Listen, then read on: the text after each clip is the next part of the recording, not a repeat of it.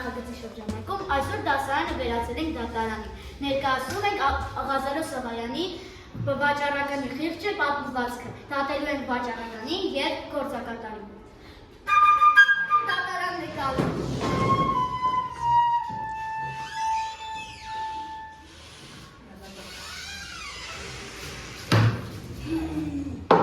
Նախ են, որ քո հայրը ինքն է համաձայնվել, որ 0 դրամ տա։ Են, որ վաճառականի խիղճը 0 դրամն էր։ Թող չթողներ խղճին ու իր խիղճը 0 դրամն է։ Մտածել է, որ իր տղան լավ գործ կսովորի, նստայելի մարդու է կթողնի, հետո իր տղան կվերադառնա,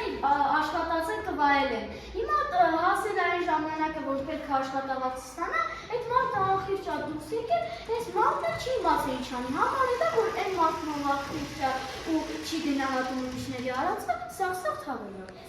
Որ խոսքն է բարել, որ խոսքը ավելի է վերադասում, քան թե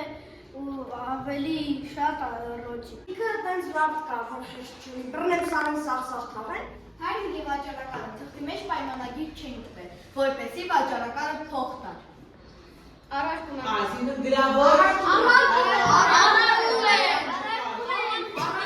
Բառով ասաց, որ իր խղճին է թողում, բայց ինքը իրան ասաց, ուրեմն ինքը գիտեր դրա մասին, անպայման չէր այդ թուղթը ստորագրել ինքը։ Արանքը 5 տարով այս մարդուն պահել է, ուտացրել է, խմացրել է, փեշակ է սովորացրել, էլ խի պիտի փող տա։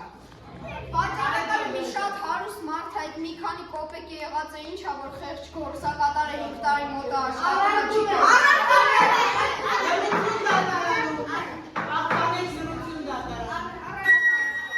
Փոխարեն 10 տարի կվերցնեի աշխատանքից,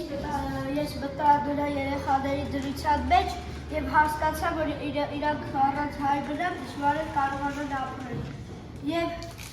հիմա դուք մտեք իմ դրության մեջ, եթե ձեր հայրը Բերձիմահ լիներ, իսկ դուք 5 տարով աշխատել եք արդեն հավայա աշխատը վերջացրել եք և ձեզի ոչ մի ռոճիկ չեն տալիս, դուք ինչ կանեք։ Հայրս ինձ բերել է վաճառականի մոտ, որ ես նրա մոտ ծառայեմ։ Վաճառականը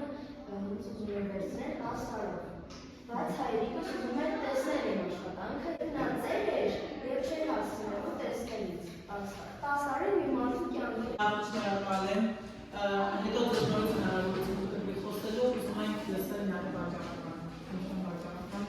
Ես վաճառական եմ, նրա հայրը իր մոտ բերեց, որ նա աշխատի և արեց սովորի։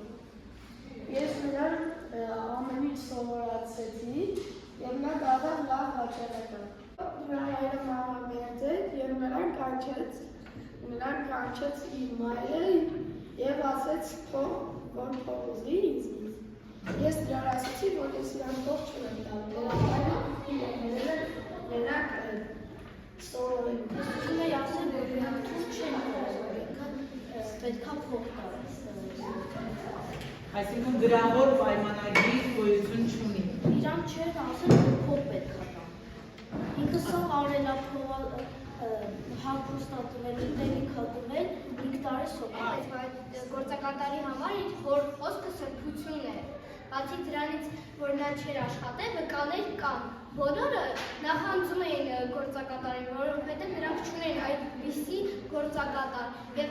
գործակատարի շնորհիվ վաճառականը հարստացել էր։ Եվ գոնե կարող էր մի քիչ փող տալ, որպեսզի նա գնա իր հոր համար դեղ գտնի, որ կարողանա իր հայրը դավանա։ Ահա մեր շները։ Կարող էր չէ գոնե մի քիչ տալ, մի քիչ խիղճ ունենալ։ Այդից գալիս է, որ վաճառականը խիղճ չի ունեցել, իսկ դա շատ վատ բան է։ Մարդիկ պետք է խղճով լինեն։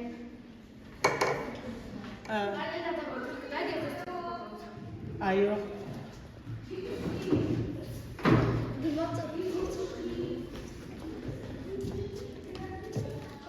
Ուզում եմ նրանց դատի տալ, որ նա ուզում է ինձ սաղ թաղել։